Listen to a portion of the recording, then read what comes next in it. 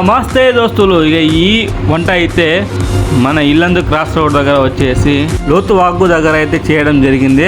అది కూడా ఆ ఊరు వాళ్ళు బొడ్రాయి అయితే పూజ చేయడం జరిగింది. అదే ముందుగానే పోగానే 5 గంటలకు కర్రలు పొయ్యి వెలిగించేసి పప్పు కోసమని పప్పు ఉడకబెట్టేసినాం. ఆ ఇంతలోనే ఒక 5 కిలోల ఉప్మా కూడా చేసేసి మంచిగా దాని మీద చట్నీ అయితే గట్టిగా చిక్కగా చేసేసినాం.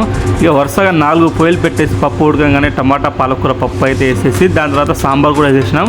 ఆ తర్వాత బగారా రైస్ అయితే కింటన్నర బగారా రైస్ అయితే వేసినాం. అది కూడా 1000 మందికి. దాంట్లో 50 కేజీల వైట్ రైస్ కూడా వేసినాం. ఇక పప్పులోకి అయితే నెయ్యి వేసిన. అంతలోనే ఫంక్షన్ అయితే షురూ అయింది. గుత్తి వంకాయ కర్రీ కూడా చేసినాం, ఆలుగడ్డ కర్రీ కూడా చేసినాం.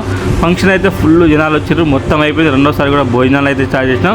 ఇక అంతంలోనే బ్యాండ్ వాళ్ళతో సహా అయితే బోనం అయితే తీసుకొచ్చారు అమ్మవారికి ఇవ్వడానికి. మనమైతే ఈ వీడియో కూడా తీసుకున్నాం.